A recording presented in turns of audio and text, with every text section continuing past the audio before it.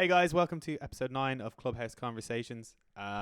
Just wanted to record a quick message ahead of this episode. Episode 9 is part 1 of a 2-part interview with Alan Sothern. We recorded it a few weeks ago, but we spoke for about 2.5 hours. We talked everything from his time in Pembroke to his playing abroad, his time with the Irish squad, to what the future holds for him. But it was long, so I wanted to split it up into 2 parts so that it'd be a little bit more digestible. So you're listening here to part 1. Part 2 will be out as episode 10 in 2 weeks' time. And we hope you stay tuned and enjoy both parts.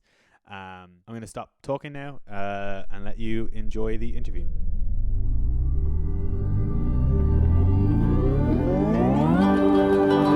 Clubhouse Conversations. Okay, guys, welcome to another episode of Clubhouse Conversations. I'm your host, Simon Thornton. Joining me in the Clubhouse this week is a man who has played both here and on the continent, lining out for Pembroke since he was a kid and enjoying stints with Den Bosch in Holland, Gantoise and Racing Brussels in Belgium. He is an Irish Olympian with 187 appearances and 83 goals in the green jersey. Without further ado, Alan Sothern. Al, welcome. Simon, how are you? Good to see you. You too. This is great. Great to get you on here. Look, we're going to dive straight off as we do with everybody, and literally straight in with sort of how did you start hockey? How did you come into it? Tell us a little bit about your sort of early developmental skills, experiences. Throwing it straight in here now. Well, I pretty much as far back as I can remember, I was walking out onto the pitch in Pembroke and just banging the ball around the pitch in any which way. As like years went on, that became I moved towards the D and just stood by the penalty spot and just hit balls repeatedly into the goal. But my dad was a member of the club, so when I was born, it was just that was it. I was straight in, and as soon as I was old enough, I was down there, and that was my Saturdays pretty much for my entire childhood. It's that was my introduction to it, and I went from there, I suppose. Another Clubhouse kid, a little bit like myself. I suppose that's one of my that is actually one of my memories from sort of the Colts and stuff. Friday nights, be like yourself, always down hitting a ball with like Tim Hill, Timmy Lewis, Scott Furlong, all that kind of group. I just remember it, sort of a big group of you guys, always there, always knocking a ball, and you can see it in your playing, because I think it's something that maybe lacks now a little bit. That kids show up, they do their little bit of training, but it's the stuff outside of that where you're just yourself and a ball and a target or a goal or something that you really hone those skills into something that I think, like, you're one of the most prolific goal scorers in Irish history, I think, in the sport. Like, that does not come from just having that like innate talent. Rock up onto the pitch and hit a ball. Like, is that where you sort of see a lot of your success in later life, is from a lot of that just playing with the ball?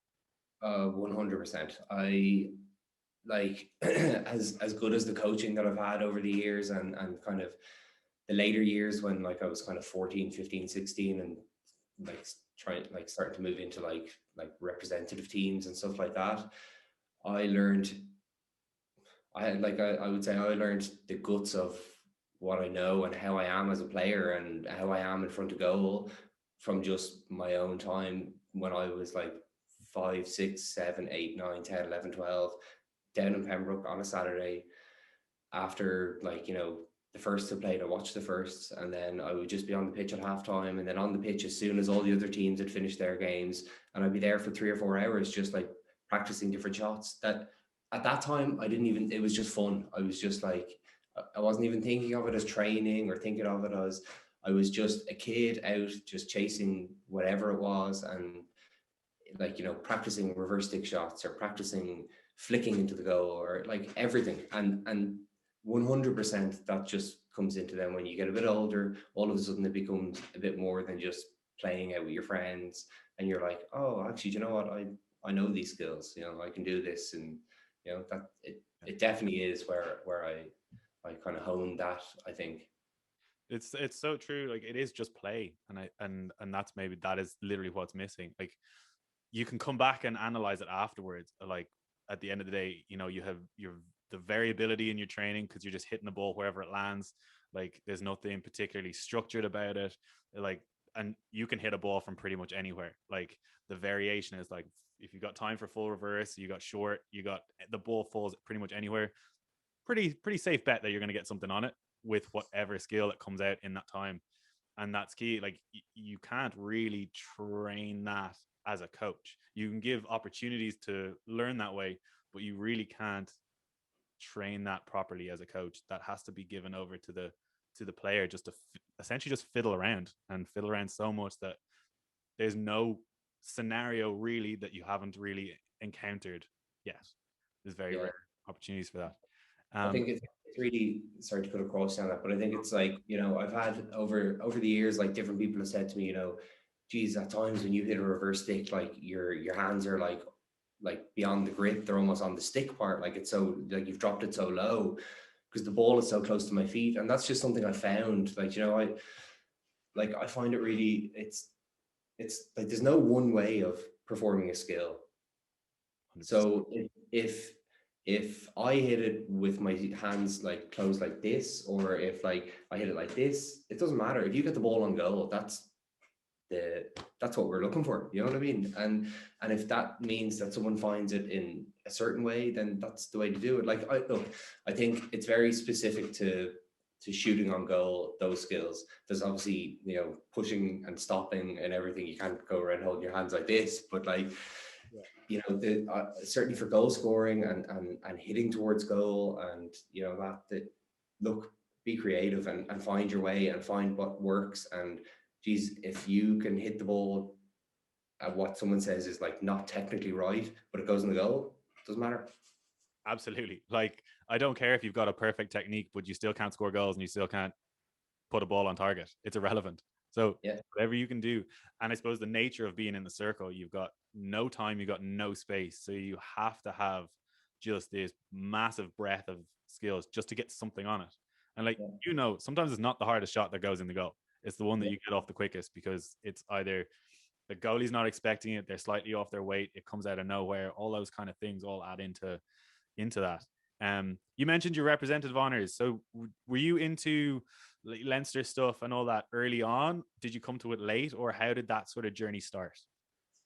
that journey was, look, for me, it was like from when I was, as soon as I knew, all I ever wanted to do was to play for Ireland and to play for Pembroke and to play, like, you know, that was Yeah. like for a long time in my life, that was just, it was everything. And like, I went to school in St Andrews, so I was very lucky. I was on kind of on a pathway there where, you know, I was surrounded by good coaches, and I was in the right school in terms of like getting put forward for trials and these kind of things. So when I was in second year, I went for Leinster trials, and you know, geez, feels like 100 years ago now. Like, well, it's probably not far off it. Like, but I remember going down, and it was, I think we could have been in Corinthians, and we had like first trials and stuff. And it was all your mates. It was everyone you knew. It was all your school circuit. It was your club circuit. It was,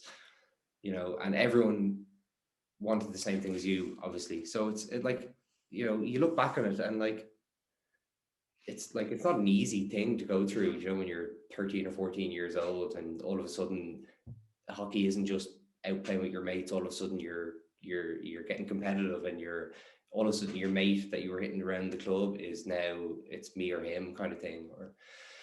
But I got selected for Leinster when I was 14. It was my first under 16 interpros. Nice. So You're on the younger side of that group. I was there. I got selected for Leinster when I was 14, and I got picked for Ireland in the same year. And so I did 2 years under 16, 2 years under 18, which was, there wasn't a huge amount of people who kind of did that. Normally it was kind of you went in and maybe you had a trial in your first year, you didn't get selected, and then you went back and you got selected in your second year, and then maybe moved into 2 years of under 18. But whatever, I showed something to the coaches, and I was very lucky, and I'm really thankful for that. And I look back on those times with really fond memories. That was the beginning of my hockey career, so to speak. Yeah, and you really haven't sort of taken a break since. So were there 21s then at the end of the 18s with Irish stuff, or did you get pulled straight into the senior squad? Or how did that transition start to happen? Yeah, so there was no under 21s when I first came out of 18. So it was literally that summer that we went to Poland for under 18 Europeans. And just before that, Dave Passmore, I think about 6 months before that, Dave Passmore had come in as coach of the men's senior team. And he created he took away the under 21s. I don't think he thought it was the right kind of stepping stone to get into the senior team and that. And he created the development group. So when I came out of 18s, I went into the Irish development group, and for probably a year and a half, we kind of went and we played matches against Germany, we played matches against Egypt. There was all these different games, and different training camps. You would train on a weekend, and then on a Sunday you would play off matches against the senior side. Right. So that was like, when I look at now how things are and how people are brought into the group and stuff, it was a different path to get into it, and tough. There was, you go along like that on a Sunday, you go along to play these matches against the senior team, and it was, I want your spot, and I'm here to show that. And, more often than not, and like you would probably see, like when you're coaching and you have a team at the end of a training session, and one team is supposedly stronger, but generally that team is the team that wins, because they have that common goal of saying, F you, we're going to show you that, it's not all about them, or, and that's generally on a Sunday afternoon. We would play the Irish team. We'd be training all weekend. They'd be training all weekend, and they were there. They were safe, and they were kind of, we have to play this game, and we'd go hell for leather against them. And, that was the move in anyway, to get towards the senior side anyway, from the 18s. Sorry to ramble on a bit, but that was. Okay. Yeah. I suppose I might have jumped ahead a little bit then. With 16s and 18s, how did you guys go with tournaments and stuff? Like, were you guys successful then, and like, were you successful in Andrews, and you kind of used to sort of winning the whole way through, or what was your medal count up until that point?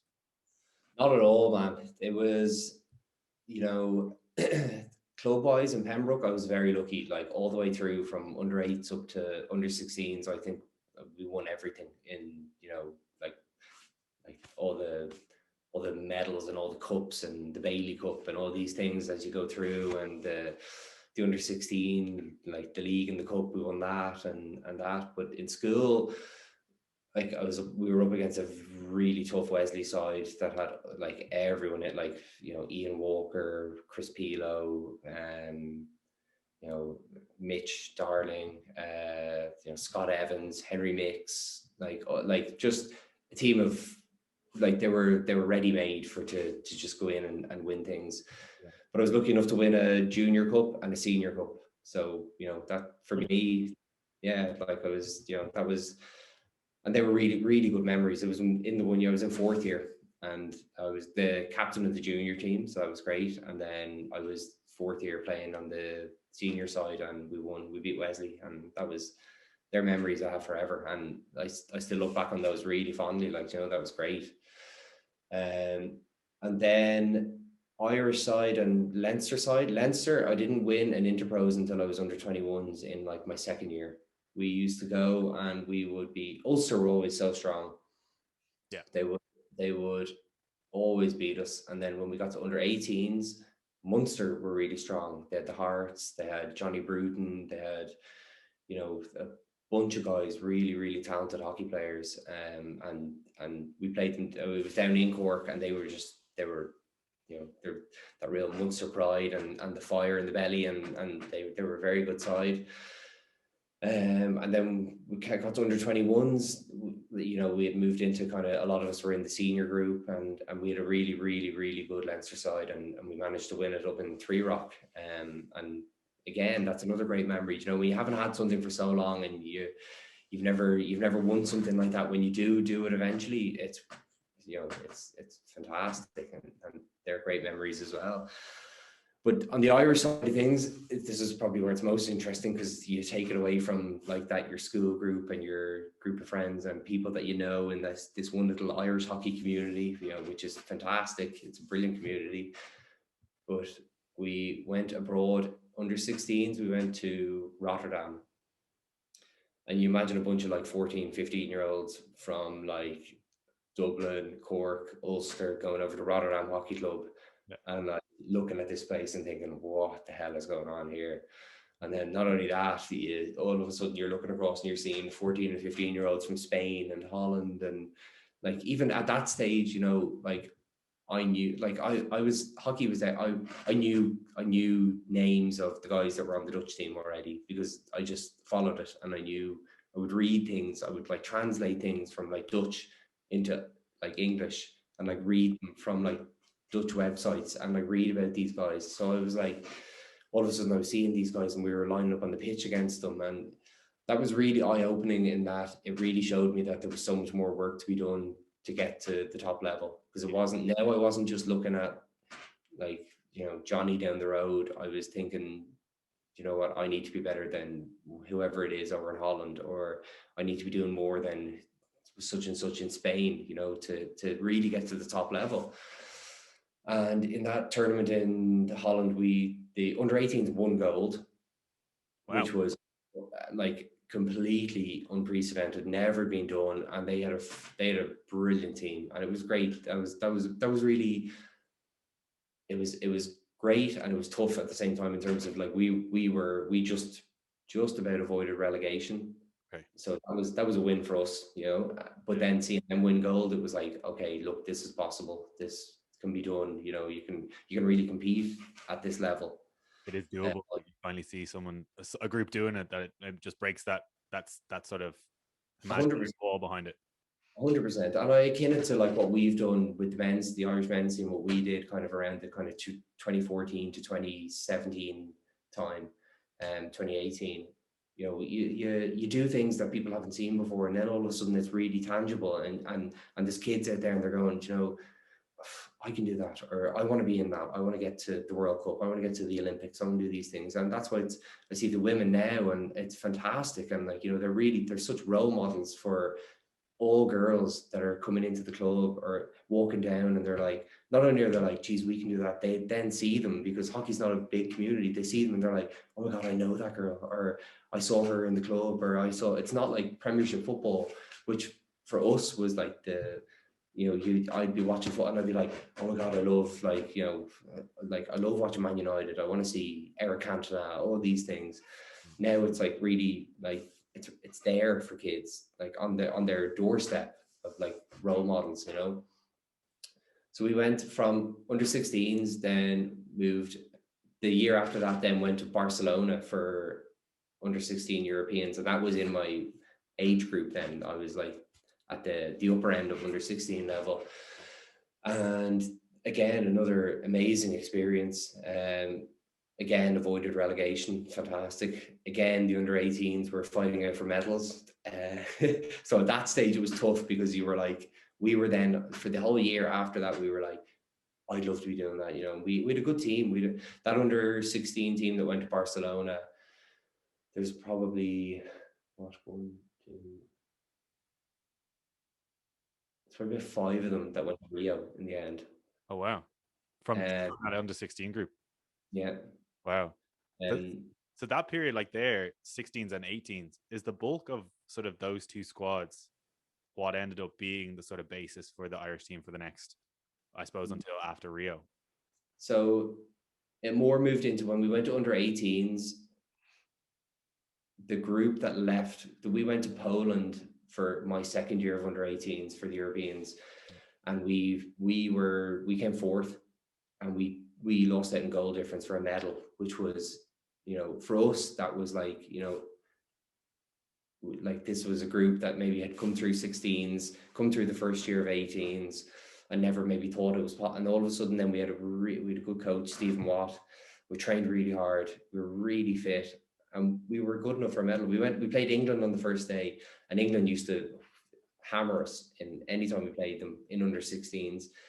Played them on the first day. We hadn't played them in well over a year, and we drew 1-1. And I remember the English guys turned around, like George Pinner was on that team. There was a couple of other guys, and I remember them turning around and being like, you lads are way better than us.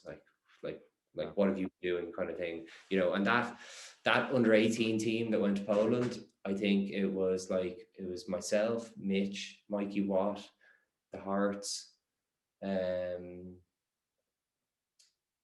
else? I'm probably going to forget people now. Like Timmy Lewis was in that team. Wow. We had a really, really good team. You know, Adam Pritchard was in the team. There's like Ian Walker. So like there you go. Two of Ireland's best ever goalkeepers in one squad. That's outrageous to give any insight with that. And you know, that's the reason why Dave is where he is now.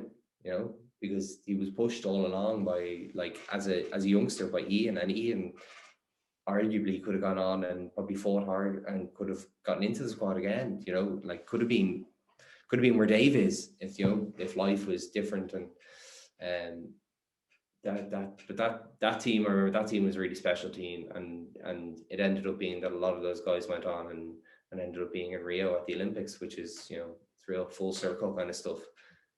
But not only that, a lot of those names they just listed out came and joined Pembroke as well. And was that after, so they finished up school and stuff and moved up, and you end up having that little chunk of players like you, Tim Lewis, the Hearts, yourself, Pritchard ended up coming at some stage. Like there's a huge chunk as well that then come in and stay together. So I'm jumping ahead a little bit with this question, and we'll come back to maybe that time where you guys were all together in Pembroke. But do you think the fact that you guys, there was a big enough chunk, like 5-6 players, makes a huge difference? Like Connor obviously as well in there. Like you guys are now playing in club and playing in Ireland, so that helped you build your connections on the pitch with Ireland as well, and staying together. Do you think that was kind of key to help sort of all of you guys move on forwards? It definitely did. Like it's very funny. Like when you look back, it's like, obviously when I'm still playing, it's hard to look back and really like look at my career and be like, you know, this and this and it. But like that time from the age of 18 until probably 23 was really special hockey wise. Like we went, like Ned came into Pembroke. So Pembroke as a club really made a step forward. You know, like we had the new pitch in the clubhouse and everything had been built, and it was the perfect timing in my life and in my career for that to happen, because it just gave me that step and that kind of that place to really hone my skill, and to start not only hone my skill but like to start showing it and start, you know, we were playing on a national level. Ned came in, and in that first year, I remember he came into preseason. We were like, "Who's this fellow with the long hair and the glasses and the shorts?" And like, you know, like he had that winning mentality about him that Irish people really didn't have before. Like I don't remember that in Irish sport. It was just really friendly and really nice, and that's not a bad thing. But like when you want to win, you want to be successful, you know, you need that kind of that killer instinct and that cutting edge to what you do. And he changed everything about us in Pembroke.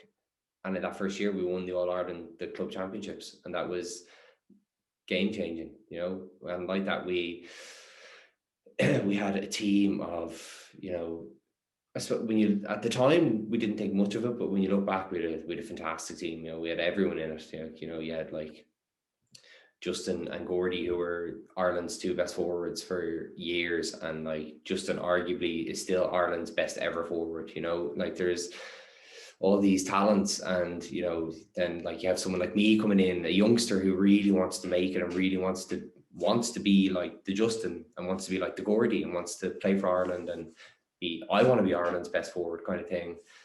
So, you know, we had a great mix of youth and experience, and we went out and we played with no real thoughts, and we just, like, you know, we had a good structure and we won it then. You know, it was fantastic. But those years were great, and we got, like, the Hearts came up from Cork and they were fantastic. They're like, you know, and they are and they will be, they're two of Ireland's best ever players, and it's, you know what they've done in their career. It all started kind of from then. Like, that was the real step for them coming up from Cork, you know. And there were, just great times. I suppose it does seem, like you said, it's perfect timing for you. Sort of, you're coming out of school, and I don't know, maybe you played on some of the lower teams, like, it doesn't really happen as much anymore. The better players kind of get parachuted straight into the higher teams, but like, you're coming up, but then you're at that point where maybe there's no more 18s and stuff. All those higher performance areas are gone. Normally, maybe you're coming into what would have been just a standard club structure, but the club has actually gone out. They've gotten Ned in. You've got all these players coming in, and you're almost as close to, I suppose, as close to a continental sort of, like, high performing team like the Dutch or the Belgians, without maybe the resources that we would have. But you're coming into that setup straight off the bat, just in your club hockey. So it's what you're getting all the time. And you can see how that block of 5 years is so key. It's like laying out that new little bit of road as you're coming to it. Like, you can see the timing is so key. But that time really for the club as well, it was special. I came in on it in, like, the last maybe 2 or 3 years of it. I think I was just, Nidge was starting to step away, and there needed to be a sub keeper, and I think Doran had gone and stuff. So, like, I was very lucky to experience some of that, just learning from Ned sessions. I still do some of his stuff in coaching. Like, he's still the best coach that I've ever worked with, hands down. Learned the most from him. I've learned a lot from other coaches, but easily the most I've learned from him. The atmosphere that he created, and the culture, I suppose, that he created in those years. Maybe the club could possibly go with looking at some of that and creating a bit more of that culture, that was that high performance culture that he's obviously taken and carried on. But tell us a little bit more about that time. Like, there's EHLs, there's European trophies, there's a lot goes on in that 5-year spell. Yeah, I mean, just to touch on what you were saying there, and that what Ned did, like, he created a culture, and he created this winning mentality that, you know, the club had before, but maybe for a couple of years leading up to that, it was a bit in between, and then he came in and he really solidified it, and he really put a professionalism to everything we did, and that then showed on the pitch, and that was, you know, the reaped its rewards of that. But I'm still absolutely gunning to bring the club back to Europe, win things at home, and get the club back to that level. But if you were to look at probably a period in my career and the club's life of, like, when it was really successful, that was, for me, the best Irish hockey club team to date ever, and still is.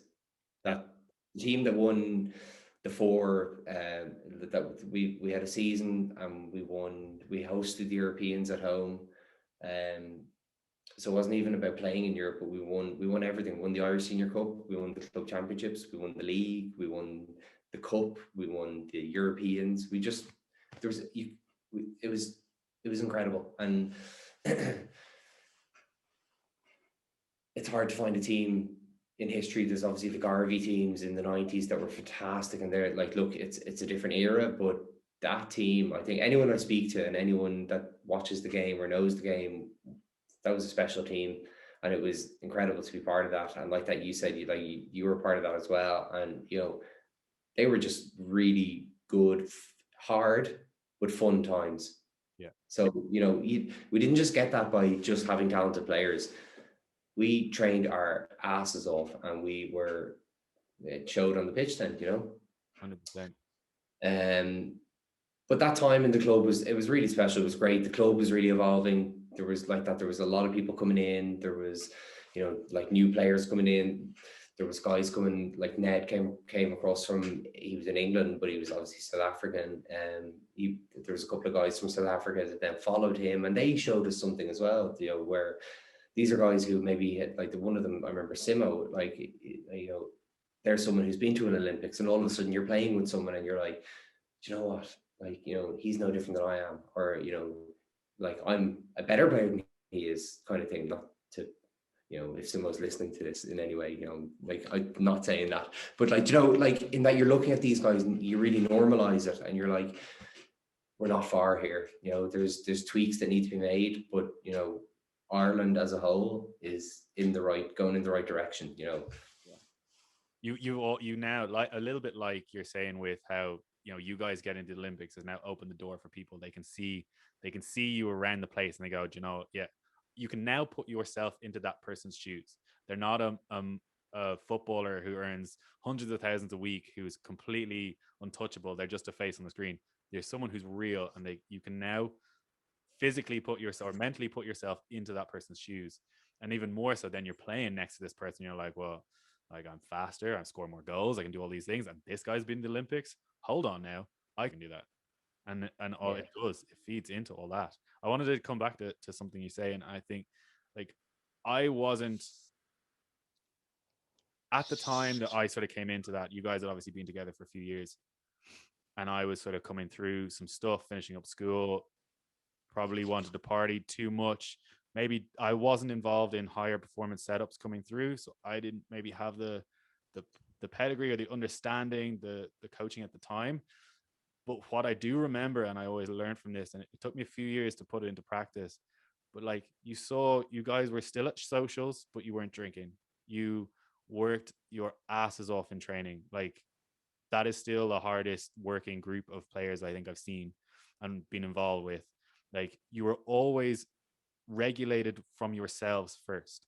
Ned, it always seemed like Ned very rarely had to step in and like put his stamp down as a coach, because you guys were all on the same journey. And if someone was getting out of line, you guys would pull them up on it, because you were on that path. But the fun and the enjoyment came as a result of the hard work. I think, from what I've seen over the last few years, and even when I was playing in Railway as well, people want to have the fun before the hard work is done. Yeah. And that is fine, but that will not win you medals. That will not get you to number one. And that was the biggest takeaway from that, was seeing all these guys, seeing you guys, and how much effort you put in and how much you earned it, that then you could go and enjoy and relax it. And you got the fun, and the two came together, because winning is really fun. Like, I don't know how it felt to be a little bit. I would still kind of see myself as sort of on the side of that, looking in a little bit, and I'm perfectly okay with that. But from being in that, was it something that you noticed, that you guys really sort of took responsibility yourselves for the environment, once Ned put the structure and the environment there for you guys to thrive?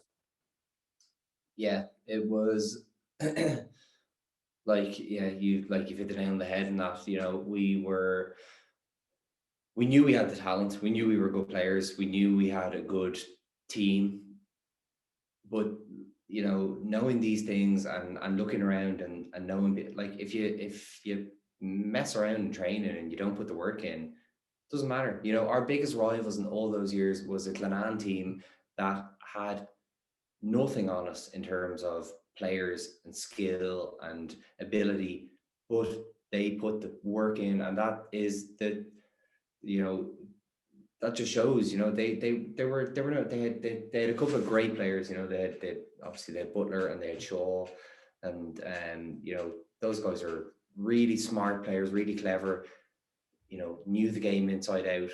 But aside from that, there was no one in that Glenanne team that, you know, you would even know the name of now, kind of thing, you know, where they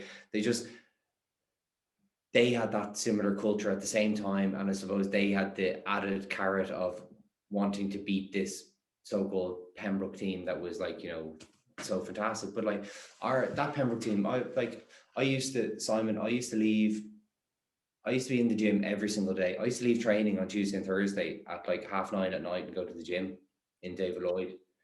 Like it was, you like, if you like, I wanted it so bad to win things with Pembroke and to be in the Irish team and to be the best centre forward in the world. That was my goal in my entire career, you know. And like that, yeah, I like, now not every time, but like there was numerous times where like that I would leave training, and like we would have, like, training then was like, it was animal stuff. It wasn't like, you know, it's, we really, you put everything into it. And I used to leave and I'd go to the gym and I'd do a little gym session for like 45 minutes, and then I go home and I'd be home at like 11 o'clock at night. Now, like, in saying that, I wouldn't be getting out of bed at like 7 a.m. the next morning, but like, you know, I knew I could do that, so I did it. Yeah. You know? And that probably allows you, and we'll touch a little bit later on the sort of the off pitch stuff.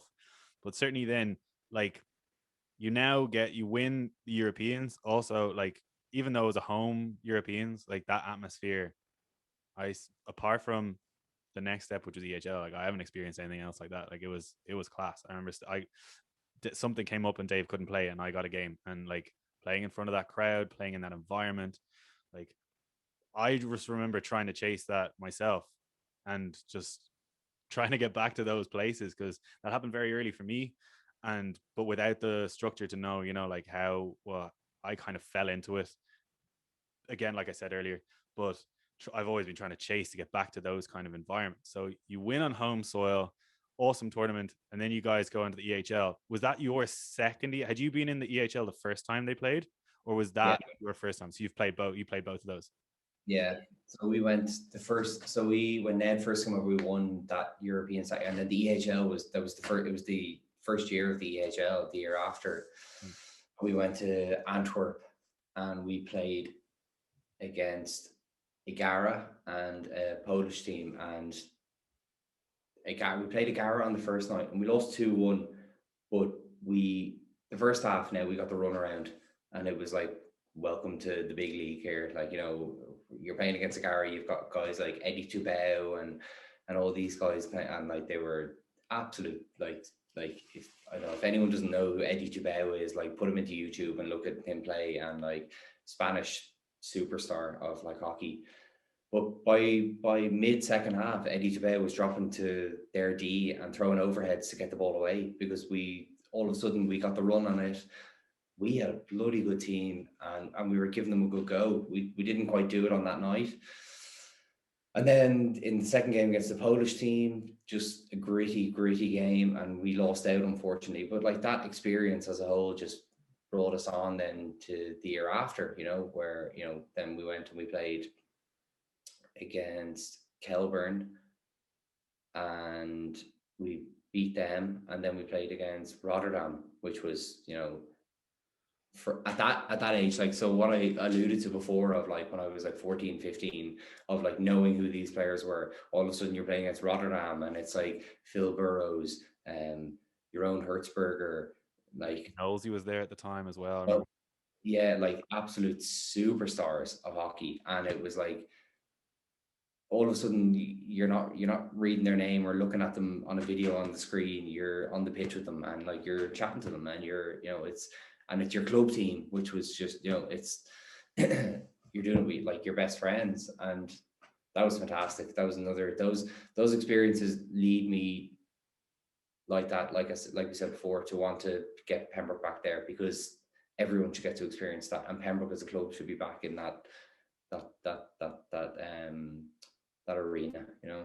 Yeah, you watch EHL every year, and there's a couple of names that are always there, and I think like you, our name should always be there, and you maybe have a fluke year where, you know, where like a Rotterdam misses out and you find you miss out, but our name, the trajectory that the club was on, our name should have been there nearly every year. And it's a great shame that it hasn't happened for a multitude of different reasons. You know, like the band essentially broke up after that like 5-year spell. It was a natural break point.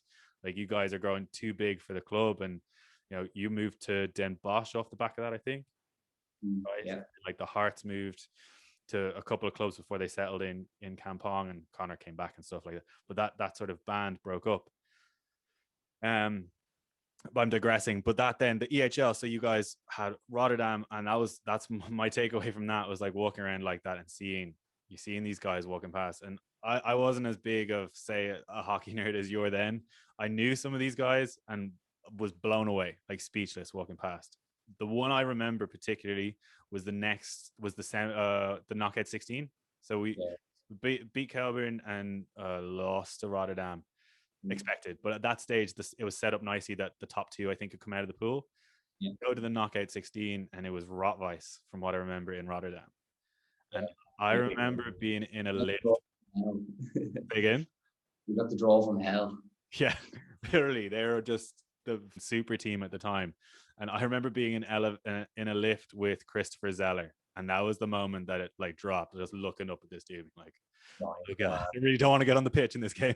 Fingers crossed. Like just being blown away by this lad and that group. Again, that kicked on. That was your last EHL game then, Rotweiss in Rotterdam. Again, through the like Rotterdam is an impressive place when you go to it. Oh, it was. Look, like we lost. I think we lost 3-0, but at that time, that Rotweiss team, they were all Olympic gold medalists. Yeah, like pretty much all of them, and they were like, even in European hockey, they were like a powerhouse at that stage. They were like a team that was just brought together, and they were winning everything in Germany. And at that stage, when we played them in KO16, they were favourites. So it was like Rotweiss against like Pembroke Wanderers. They probably thought, "Here we go! Like we'll put out the bees and we'll see." But we really mixed it with them. Yeah. And it was a tight game. And I remember at the end of it, like that. At the end of it, I know we lost, but took so much away from that in terms of, again, Irish hockey is on the up here. You know, we're not far away from this kind of level. You know, we're right to be playing Rotweiss Cologne with 10 Olympic gold medalists in their team. You know, it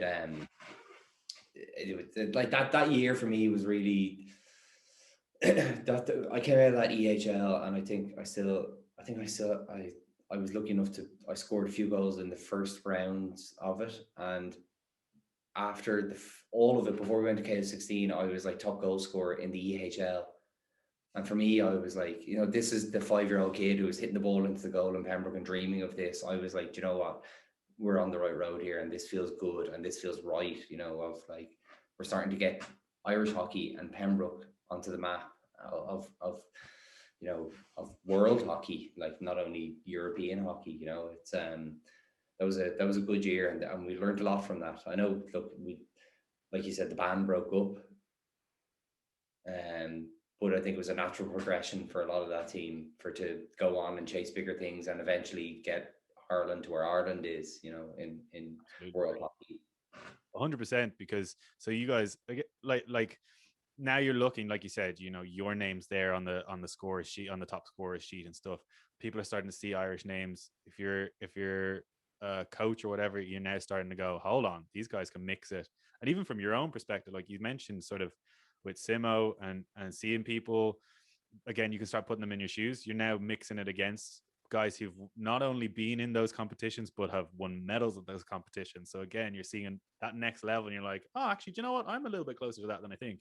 Again, feeds your hunger, I guess, a little bit, and gives you even more appetite, because again, you can put yourself like, oh, well, I've rinsed that guy a number of times, so if I can play against this guy, I can start, you know, getting up to that level. But it gives you it gives you the opportunity to go and play in Hoofdklasse. And how was that experience? That was, I still like that. Look, the Hoofdklasse is by far and away, like the Belgian league is getting there and is a really good level, but the Hoofdklasse is just like the level of it. It's the best league in the world, and it's not only for just it, but the hype around it, and like hockey in Holland, and getting to experience that, and getting to play for a club as big as Den Bosch. It probably came a little bit early for me, if I'll be honest, but I learned so much from it, and I loved. When I look back on it now, I loved every minute of that experience, and it's something that like not even like there's not many of the top Irish players over the years have gone to the Hoofdklasse. Like, you know, there's probably 5 of us, maybe. Like, you know, you've got like the Hearts, Mitch, myself, Faley, Big. yeah. Like It's a short list. it's a short list, you know. Like, now, like, look, I could be leaving a couple out there, but like I don't think like there's it really is. And like it just, it's such a special place to play your hockey. And you know, yeah, it was a great experience for me as a, not only as a hockey player but as a person. Yeah. I wonder for from a developmental perspective, I suppose, you know, you've kind of been essentially top of the class for quite a while, although like you've been the one to put the work in. You're not there by default, you're there because of your hard work. But then to step into an environment where you're you're not at that the top dog at the moment, that I think, how did that then affect you in terms of, did it have an effect?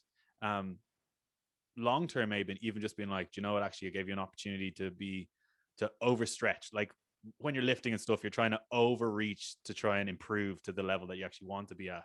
Similar there, you're sort of in this much more challenging environment. There isn't maybe the community that you have. There's obviously the benefits, like playing in front of crowds and stuff, like the professionalism of playing in that league. But from a developmental point of view, how did you find that being in that more challenging environment, and how did it affect, how did you bring from that then into, because then you start to kick on and Ireland starts to kick on in terms of that stuff. So how did you learn from that to bring into the next sort of phase? That's a good question. I would say that the biggest learning that I took from that was that what we were doing in Pembroke in the year and 2 before was like the base minimum for all these other places. So like Den Bosch wasn't up in the top ends of the Hoofdklasse, but training every week was as hard, if not harder, than what it was in Pembroke, in terms of not the physical side of it, because I think in Ireland we just train physically harder than they do in Holland. But like once it was like stick and ball and you were playing gameplay, just the level of everyone, like your average club player could play in the Irish team. Yeah.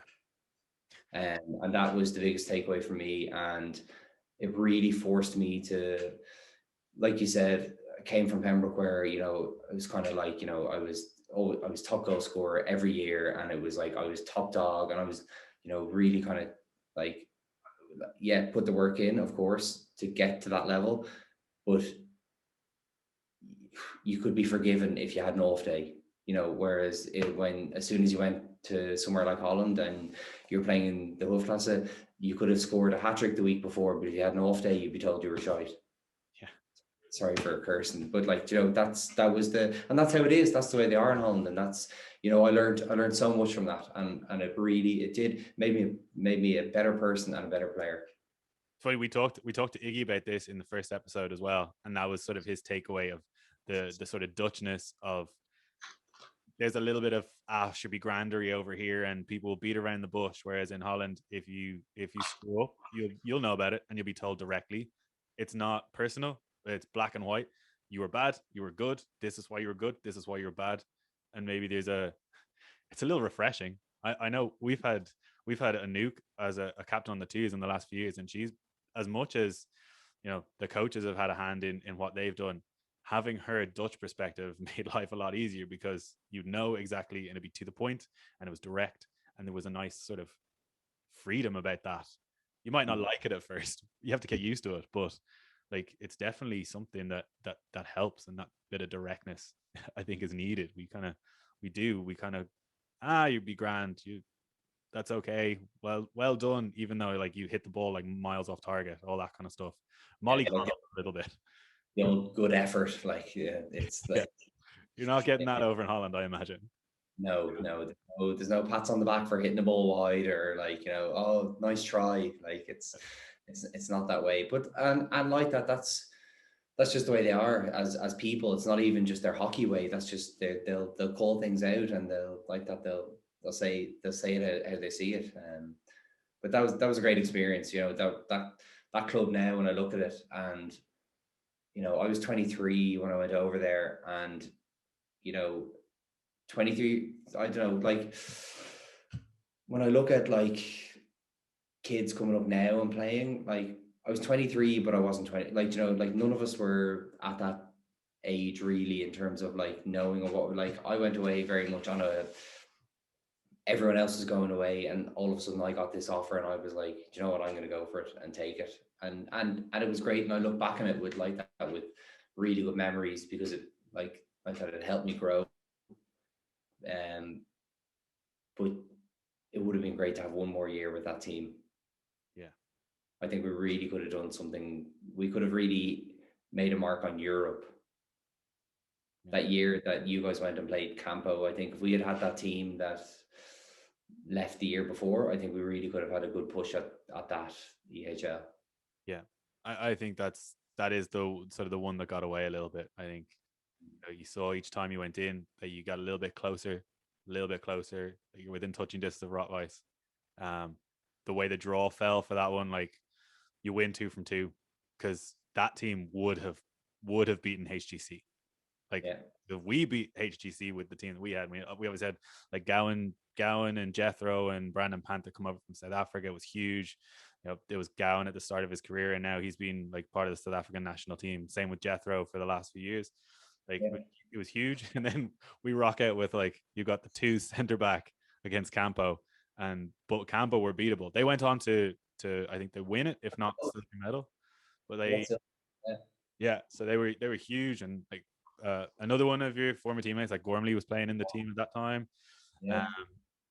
And like I suppose when we played Rot-Weiss, Campo was filled with I think the Spanish had just won, if not World Cup gold, it was Olympic gold. So there was a couple of those in that team. Yeah, Olympic silver was their 2008. Yeah, it's huge. Like but there was definitely, and you know, there was an opportunity there again for that team to stay together for one more year.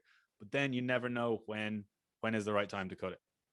Yeah, you could have that could have been the peak, and you could have been in a slump, and all of your careers go a different way. Suddenly the offers dry up, and you know, people don't move abroad, and you just get forgotten about. And you know, who's to say?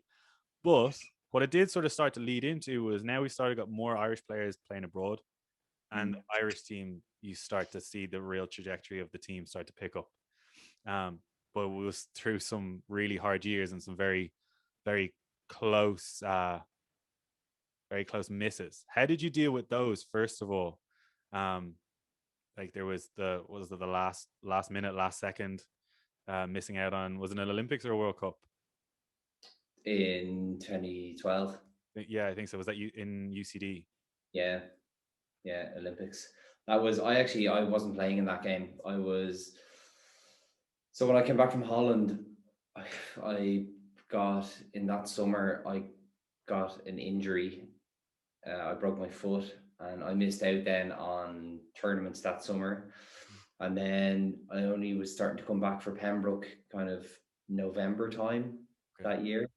I'd moved back as well. I was playing in Pembroke again, and kind of that team was on such a trajectory. And then, but then that season I remember, so I was in the training group, but kind of wasn't involved in the final 16 of it, you know. And that was really hard for me, because I'd always been in the team. Like from when we broke in, I was always in the team, and like, you know, it was always kind of a thing. And then all of a sudden I got this little setback with the injury, and then I was trying to break into a team that was really going places and really doing well. But I did then, in the lead up to the tournament in UCD, I was back into the squad. I had a great season with Pembroke. I think there was one game, I think we played Corinthians in the Mills Cup in Three Rock, and we beat them 5-4 or something, and I scored 5. And Revs, who was the coach, was up there, and like there were 5 goals on play, like there was no corners in it. It was like, and he called me after, and he was like, yeah, look, we don't have anyone who can score goals, like you can't come back and train. So I came back, I was like back in the fold for that then. And about 3 weeks before the tournament, I injured the ligaments in my knee. So that ruled me out of that. So that was tough. That was tough to watch, because it was, like you said, like we were building up to a point where that team was good enough to go to an Olympic Games. Yeah. And all those players were good enough to go to an Olympic Games. And not only those players that were in the squad on that day in playing against Korea, but there was a group of guys like myself and other guys outside of it who were also good enough to push to go to an Olympics and to push Ireland onto that kind of stage. You know, that team was just, it was, you could see it coming for what happened in the years that came after that, you know. But that was tough to watch. As much as I was like, that felt like I was playing and I was out there, because I just felt like the group was ready for that that big tournament experience, and unfortunately didn't get it. But yeah, that was. And then how much did that experience, I suppose, obviously, like you said, you've only just coming back into it, so you can understand the sort of the hurt of that, but it maybe doesn't have the effect on you that having been more involved over that year and whatnot might have had. But how did then the sort of devastation of that from the whole group, how does that then inform the next 4-year cycle? Because obviously then you guys really kick on, and even, you know, how did the setup change? Did you guys start doing things differently? How did that then evolve to the point where you're now qualifying for Rio and playing in Rio? It was there was, you know, it was tough after that. The guys are like, there was a lot of the guys were very broken after that, like in terms of like just mentally, of like how close it was and the way it happened in the end, where, you know, Korea score with 7 seconds to go and there's no, you barely take tip and the final whistle's gone and that's it.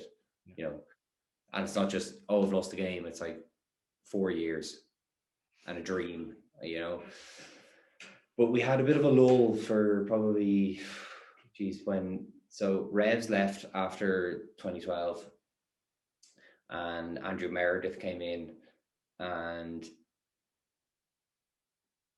a lot of people wouldn't have a lot of good things to say, but my positive for Andrew Meredith is that I got my chance again, and I came back into the squad fully again in 2013.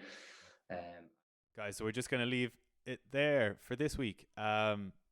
Hope so far you've enjoyed the interview with Alan.